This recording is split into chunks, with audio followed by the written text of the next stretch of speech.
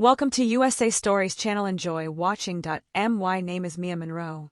I used to be a woman with a plan, a career, a high-rise apartment, and a calendar so full it didn't allow time for silence, but none of that matters anymore. Not since the night the phone rang and the voice on the other end said, the words that cut through me like broken glass. Your grandfather passed away. I didn't cry, not. Then I packed a bag, bought a train ticket, and left behind the noise and concrete of the city without telling a soul, because the truth is, he was the only one who ever really saw me. And now he was gone. It was early spring when I stepped off the train in the tiny town of Marlow Creek. The wind smelled like rain and soil, and the sky hung low with bruise clouds. I took a deep breath and braced myself for what I would find at the old farm. The house hadn't changed. White paint, peeling porch sagging the fence. Half collapsed, but the air here was thick with memories, me riding in the wheelbarrow, Grandpa's laughter in the barn, the smell of hay and oil and tobacco. I hadn't been back in over a decade. I didn't expect company, but then I saw him. A dark figure stood in the back pasture, huge, still, and unfamiliar, a horse, not one of Grandpa's. This one was black as night with a white streak down, his nostrils flaring like smoke. He was watching me. My boots crunched over gravel as I approached the gate drawn in. Despite myself, his muscles twitched under his skin like thunder just beneath the surface. He was stunning and clearly wild.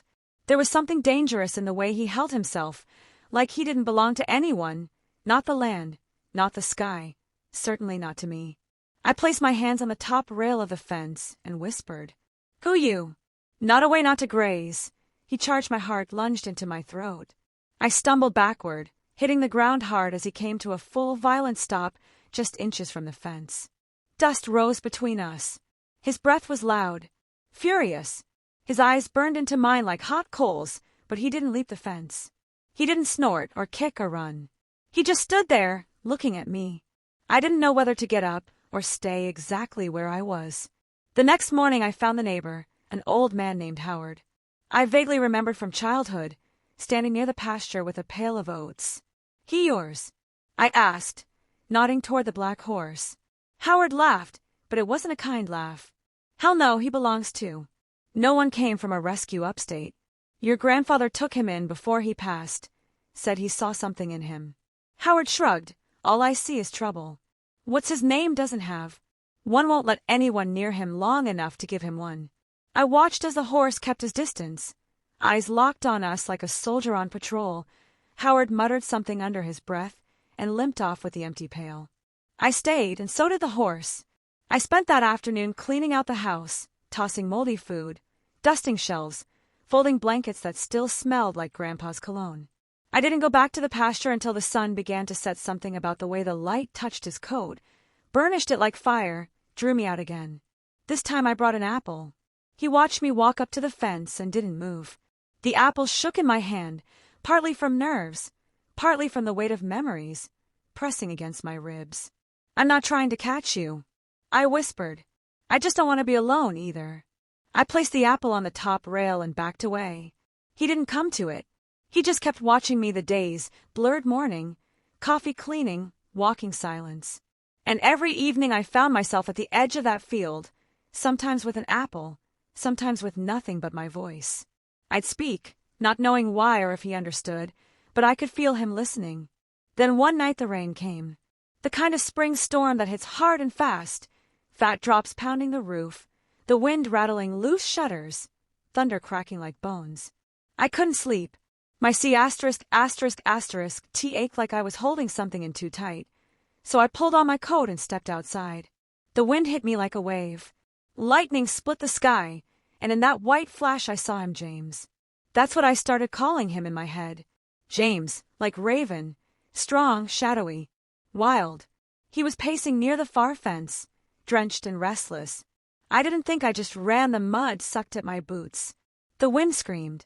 I skidded to the gate and climbed over before my better judgment could stop me.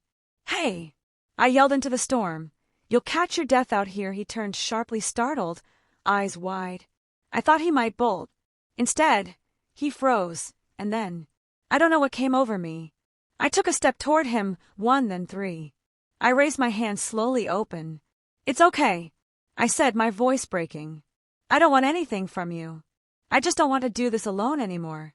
The rain soaked through my clothes, my hair clinging to my face. I felt like a ghost bra took one step toward me, then another, then nothing. He stopped just a few feet away. We stood there breathing rain, soaking us both like a baptism. And in that moment I wasn't a broken girl from the city. I wasn't the woman who'd lost the only family she had. I was just a presence, a soul in the dark, and so was he. Something passed between us, unspoken, raw. I didn't try to touch him. I didn't need to. We just stood still together in the storm.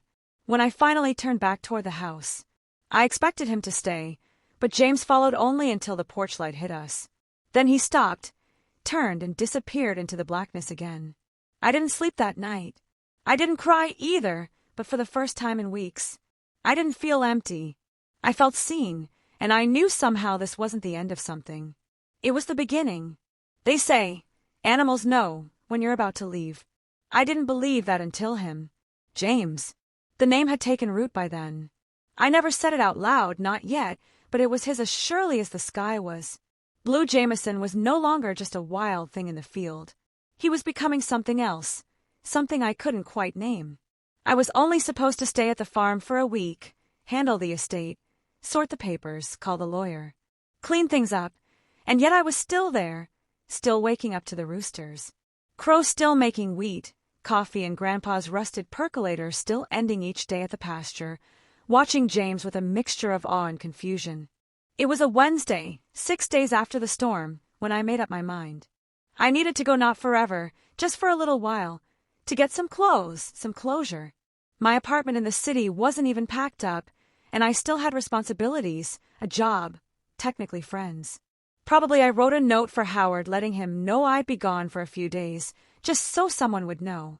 Then I packed a small bag, slid on my coat, and stepped out onto the porch. James was waiting at the fence. He always waited. Now it had started the day after the storm. He'd been there first thing in the morning, his black mane still wet, standing like a statue, watching the front door. At first I thought it was coincidence, but the second morning, the third, the way he followed my movement from the pasture, walking the line every time I crossed the yard, that wasn't coincidence. That was attention. Now as I closed the porch door and walked down the steps, James moved with me, slow, deliberate, tracing the inside of the fence like a shadow to my light. "Don't give me that look," I said softly, adjusting my bag over my shoulder. "I'm not disappearing." His ears twitch. "I just need a few days. That's all." I crossed the gravel drive. The car was parked under the old willow. I unlocked the door, opened it, and froze. James had turned. He was no longer following the fence line. He was at the gate, standing perfectly, still blocking it with his body.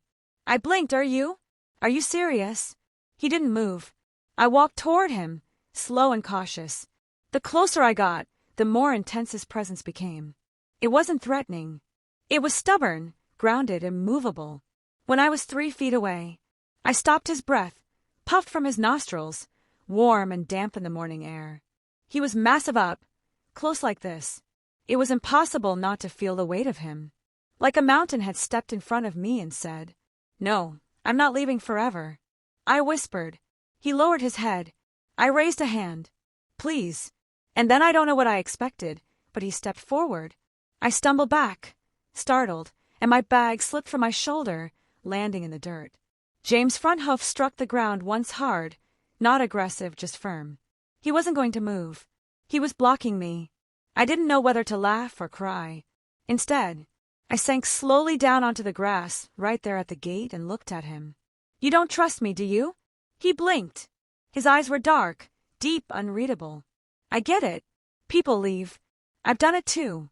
Silence except for the crows in the trees and the wind rustling the tall grass behind the barn. "I left my grandfather. I left this place.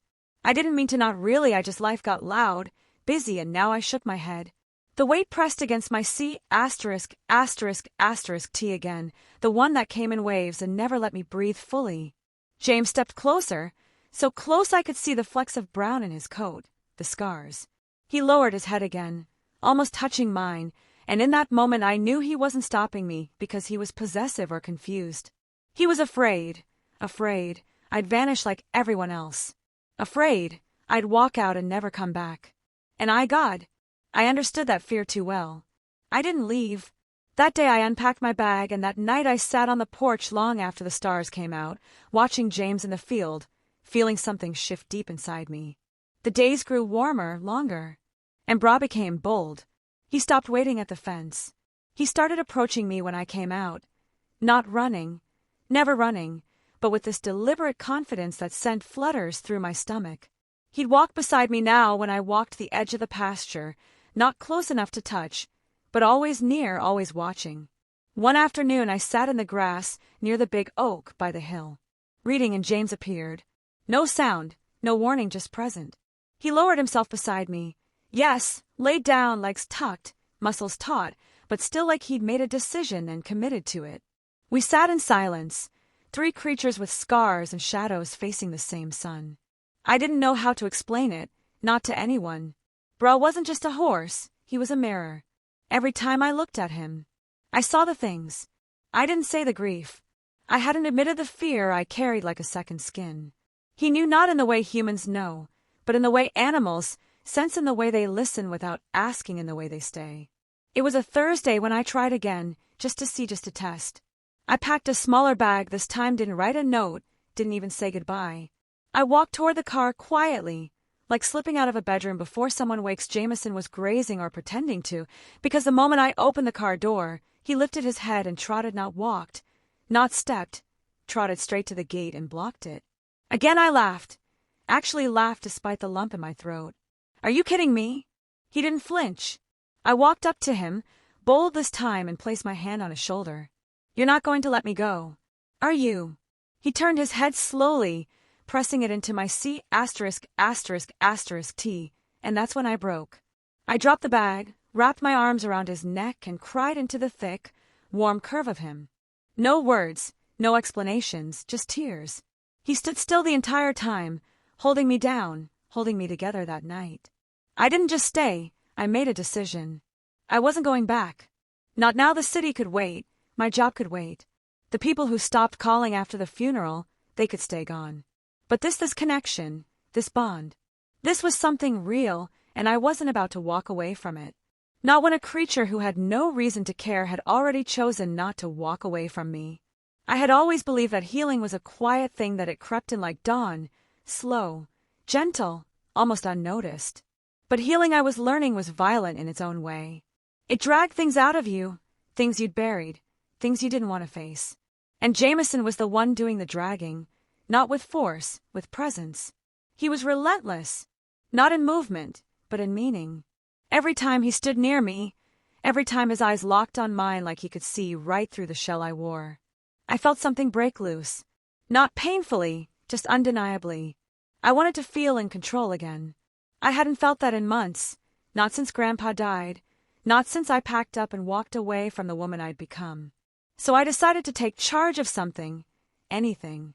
James seemed like the obvious choice. It was late morning. The air was warm, spring, already stretching into summer. I pulled Grandpa's old tack box out from the barn, brushing dust off the leather halter and lead rope. Everything smelled like oil and cedar. I hesitated only once before slinging the halter over my shoulder and heading to the pasture. James was in the far corner, grazing in the shade. He saw me coming. I slowed my steps, tried to keep my breath steady, my energy calm. I'd read about horses picking up on emotion, how they could mirror your tension, your heartbeat, your fear. But James didn't run. He lifted his head and waited. That in itself felt like an invitation. Hey, big guy, I said softly, stopping a few feet away. You've been patient, gentle. But I need to do this, just let me try. I raised the halter slowly, his ears flicked back, uncertain. It's okay. I'm not here to trap you. He stepped forward once I stepped forward too. We were less than a yard apart. Now I lifted the halter again, careful, offering it for him to sniff. He didn't sniff. Instead, he pulled back, not suddenly, but with finality. No. I asked, just a little bit. I stepped forward again. He moved to the side. I followed, circling with him. Come on, James. Let me have this. Just this. One thing. He stopped. I reached out too fast. He reared, Not high, not dangerously, but enough to make me freeze. He slammed his front hooves back to the ground, muscles tense, breath sharp. I dropped the halter. Okay, I said through clenched teeth. Okay, got it. I turned away, furious. Not at him, at myself, at everything, at the ache that had been sitting in my C****** T like a stone since the funeral. At the way people told me to move on, like it was as easy as tying your shoes, at how James could stand there and look at me like he knew exactly how hollow I'd become and still wouldn't let me fix it. I walked back to the barn, slammed the door behind me, threw the halter onto the bench and leaned. Theus, why won't you let me do something? I shouted to. No one. I can't keep floating like this. I need to feel like I'm not falling apart. I slid down the wall to the floor, legs crumbling beneath me. The silence was thick. My breath came in ragged pulls, and then I heard hoofbeats slow, measure coming closer. The barn door creaked open, not all the way, just a sliver, but enough to let the light in and enough to let him in too. James stepped into the doorway, paused, looked at me, and walked inside. I didn't move. He came closer, 1 step, 2, 3, until his hooks were inches from mine. He lowered his head and gently nudged my shoulder. I shuddered. He nudged again, and then he pressed his C****** T, pushed against mine, his weight steady but not cruel. His bulk grounded me like earth, like gravity. I couldn't move. I didn't want to move. I wrapped my arms around him and let the tears come. Not quiet, polite tears, but ripping sobs. Deep, guttural, wordless sobs. I hadn't allowed myself to feel in months. James stood still through all of it, didn't flinch, didn't turn away. He held me down. Not to hurt me, to keep me here present. Breathing alive. I don't know how long we stayed like that. Eventually the tears dried. My breathing slowed. My hands rested on his neck, fingers tangled in the strands of his thick mane. Okay, I whispered. Okay. He stepped back, just a little, enough to let me move, but not enough to leave. I picked up the halter, held it in my hand. James didn't flinch, but I didn't try again. Not yet. We walked out of the barn together, side by side, not as trainer and horse, but as 3 beings trying to understand what it meant to be whole again. That evening I sat on the porch with a cup of tea watching. The sky bleed pink and orange over the hills. James stood in the pasture facing the house. He didn't graze. He just looked at me. I raised my hand. He flicked his ears. It felt like a promise, a beginning, not an ending. The next day I didn't bring the halter. Instead I brought nothing, just myself. I sat in the grass by the fence and waited, and Jameson came. He walked up to me and lowered his head. I raised my hand and touched his nose gently, this time without demand. His skin twitched, but he didn't pull away. I smiled through the tears that surprised me again. I fought back. I whispered, "But you didn't let go." His breath puffed against my face, warm and steady. I think I needed that. Healing isn't quiet. It doesn't ask permission.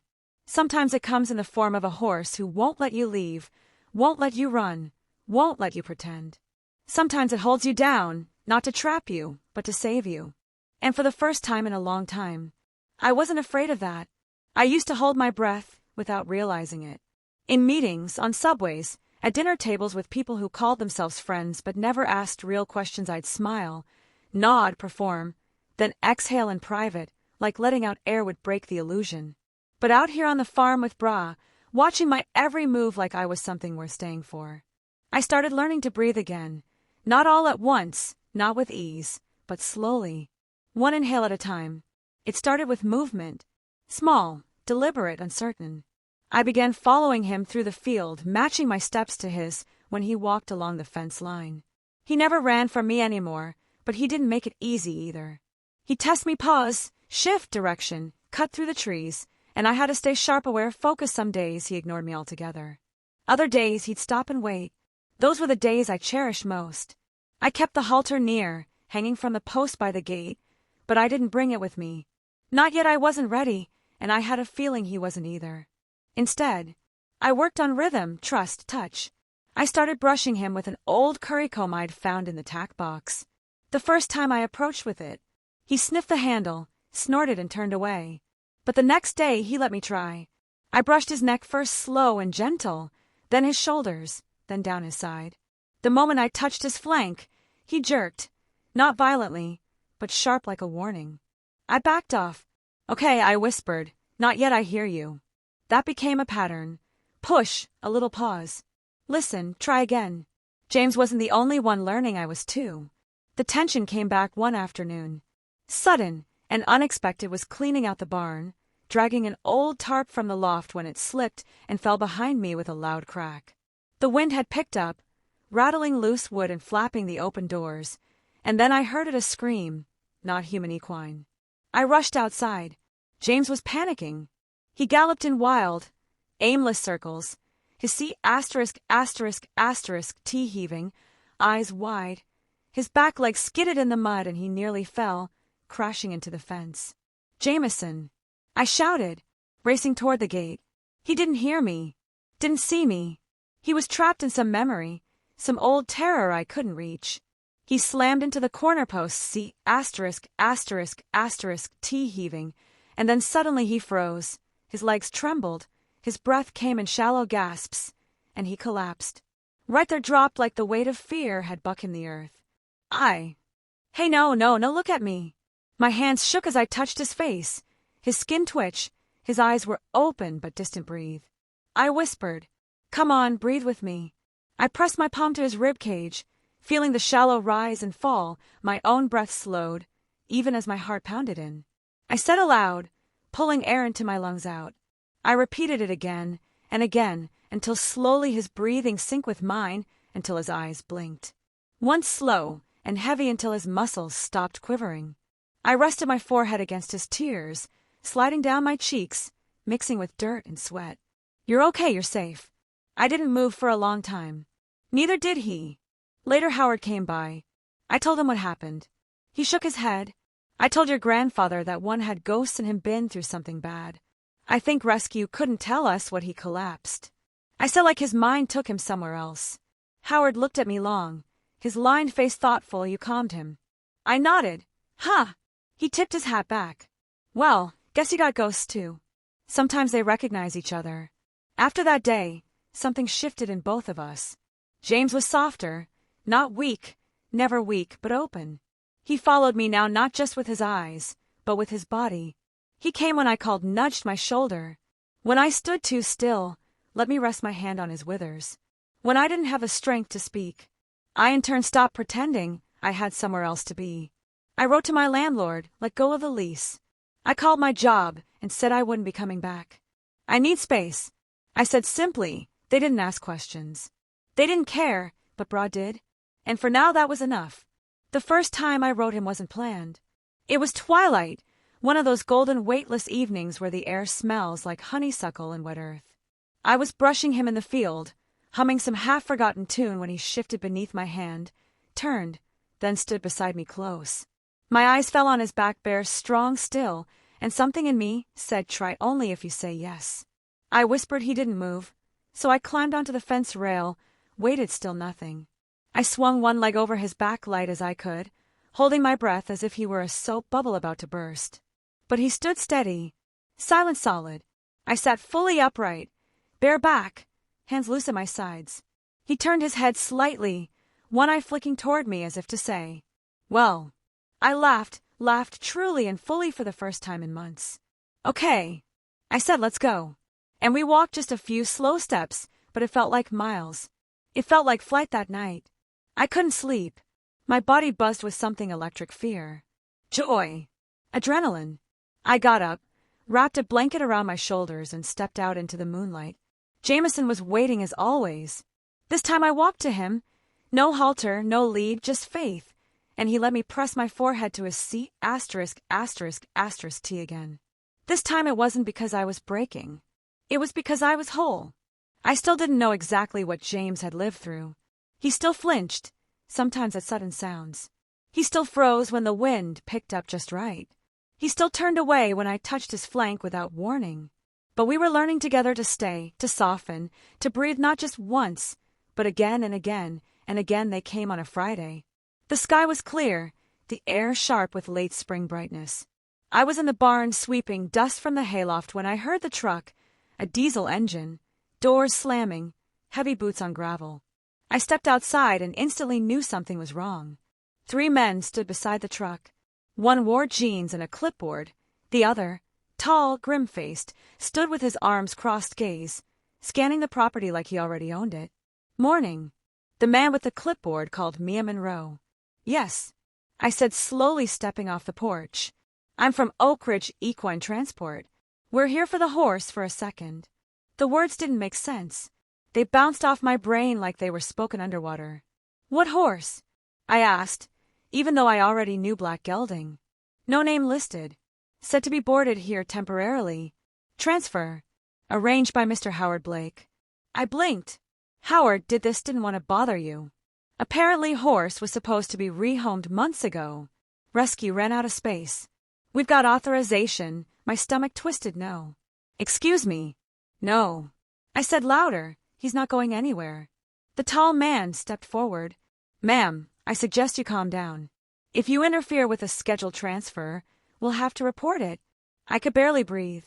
They were here to take him. James, like he was nothing, like he hadn't saved me, like he hadn't become everything. "No one told me," I said, my voice shaking. "No one asked." The clipboard guy sighed. "I'm sorry, we're just doing our job. Where is he?" And then a sound broke. The moment hoofbeats behind me. "Fast, James." He came thundering across the field. "Mane." Wild muscles rippling like storm clouds made flesh. He galloped straight toward the gate, then slammed to a stop, dust swirling around him like smoke. The 3 men stared. The tall one muttered, "Damn." James stood with his seat T-puffed, head high, legs braced, a warrior's stance, not frightened, defiant. "He knows." I whispered, "He knows what this is." The clipboard guy cleared his throat. "We're not going to force him. We'll call Howard, clarify the situation.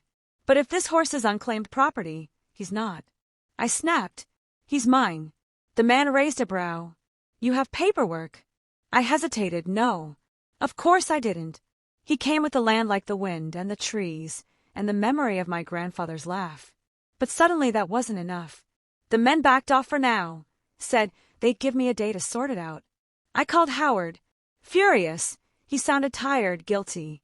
"I didn't know he mattered that much to you," he muttered. "Was trying to do the right thing." "He's not a thing. Howard, he's not cargo. He's not replaceable." Silence. "Then all right. You want to make it official." That night I sat by the gate, paperwork spread across my lap. The stars shimmer overhead like breath. I hadn't yet exhaled my pen, hovered over the signature line. Hand trembling. James stood just behind me, grazing. "Are you sure?" I whispered.